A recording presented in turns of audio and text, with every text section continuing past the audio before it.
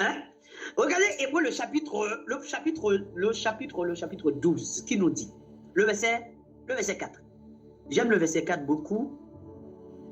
Et quand l'apôtre dit ça, vous n'avez pas encore résisté jusqu'au sang en luttant contre le péché. Et quand il dit vous n'avez pas encore résisté jusqu'au sang en luttant contre le péché, il s'adresse à l'église. Madame, nous faut-il une formation pour que nous puissions lutter contre le péché, résister jusqu'au sang contre le péché? Non. To fight the sin, we need the Holy Ghost. Pour combattre le péché, nous avons besoin du Saint-Esprit. Parce que celui qui peut crucifier la chair avec ses passions et ses désirs, il n'y a que l'esprit. L'apôtre a dit, je dis donc, Galates 5, je dis donc, marchez sur l'esprit, vous n'accomplirez pas les désirs de la chair. Car la chair a des désirs contraires à ceux de l'esprit, l'esprit en a des contraires à ceux de la chair. Ils sont opposés entre eux afin que vous ne fassiez pas ce que vous voudriez. Donc, il faut que je marche selon l'esprit pour ne pas accomplir les désirs de la chair. Est-ce que c'est une formation? Ce n'est pas une formation, il faut chercher la présence de Dieu. Je dis donc marcher selon l'esprit. Est-ce que c'est une formation? Bon, l'apôtre n'a pas dit il faut une formation. Je vais organiser une formation pour vous, pour que vous puissiez parler. Non, il dit je dis donc marcher selon l'esprit, vous n'accomplirez pas les désirs de la chair. Pourquoi? Car la chair a des désirs contraires à ceux de l'esprit, l'esprit en a des contraires à ceux de la chair. Ils sont opposés en fait, afin que vous ne fassiez pas ce que vous voudriez. Simple.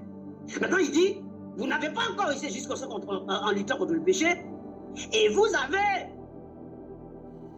oublié l'exhortation qui vous est adressée comme à des fils. Mon fils, ne méprise pas le châtiment du Seigneur et ne perds pas courage lorsqu'il te reprend. Car le Seigneur châtie celui qu'il aime et il frappe de la verge tout ce qu'il reconnaît pour ses fils. Supportez le châtiment. C'est comme des fils que Dieu vous traite. Car quel est le fils qu'un père ne châtie pas? Mais si vous êtes exempt du châtiment auquel tous ont part, vous êtes donc des enfants illégitimes et non des fils. D'ailleurs, puisque nos pères, selon la chair, nous ont châtiés et que nous les avons respectés, ne devons-nous pas, à bien plus forte raison, nous soumettre au Père des esprits pour avoir la vie? Nos pères nous châtiaient pour peu de choses, comme ils le trouvaient bon, mais Dieu nous châtie pour notre bien, afin que nous participions à sa sainteté. Hein? Il est vrai que tout châtiment semble d'abord un sujet de tristesse et non de joie, mais il produit plus tard, pour ceux qui ont été ainsi exercés, un fruit paisible de justice. Fortifiez donc vos mains languissantes et vos genoux affaiblis, et suivez avec vos pieds des voies droites, afin que ce qui est boiteux ne dévie pas, mais plutôt se raffermisse. Parce que autrement, vous aurez une église poubelle, remplie de péchandrins. Tout le monde pêche. Moi je pêche, toi tu pêches, et c'est pas le problème ici là. Tu fermes ta bouche, je vole, tu voles. C'est quoi?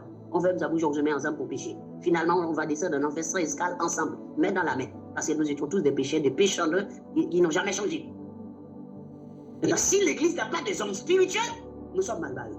Raison pour laquelle je vous dis que quand vous avez un dirigeant, un enseignant, un pasteur ou quelqu'un qui vous guide, s'il n'est pas spirituel, vous êtes mal barré. S'il ne cherche pas la présence de Dieu, vous êtes mal barré. S'il n'est pas droit, vous êtes mal barré. Raison pour laquelle vous devez prier pour cet homme. Seigneur, Seigneur, je te prie pour l'homme. Je te prie pour ton serviteur.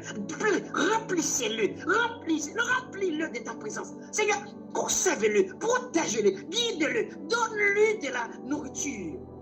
Parce que s'il n'est pas droit, bien aimé, vous êtes mal barré. Vous êtes mal barré. Vous ne comprenez pas ça? Donc, vous imaginez que Jésus va placer un homme impur devant son église qui est sanctifié, destiné à la vie éternelle? Ou Jésus-Christ va placer un homme élu devant une église qui est destinée à la perdition? Un homme élu pour une église élue. Une église destinée à la perdition aura devant elle un homme destiné à la perdition. Parce qu'il faut travailler aussi bien pour aller à la vie éternelle que pour aller en enfer. Donc c'est-à-dire, ceux qui iront en enfer travailleront pour cela. Ceux qui iront à la vie éternelle travailleront pour aller à la vie éternelle. C'est simple. Je ne peux pas reconnaître une église élue et l'homme qui est devant cette église comme étant un homme de Dieu. comme n'étant pas un homme de Dieu. Devant l'église élue, il y a un homme de Dieu, un homme élu. Devant l'église destinée à la perdition, il y a un homme qui est destiné à la perdition. C'est simple. Et cet homme-là n'est pas un homme spirituel. C'est pour cela qu'il n'y aurait pas de jugement au milieu de ces gens-là. Il ne peut pas y avoir de jugement. Vous savez pourquoi? Parce que ce sont des hommes animaux. Il n'y a pas de jugement. C'est que l'homme spirituel qui juge. C'est ce que le texte nous dit. Regardez. C'est ce que le texte nous dit. Quand vous comprenez la parole, vous allez pouvoir guider ces gens. Ou vous, étant femme, vous arrivez devant ces gens,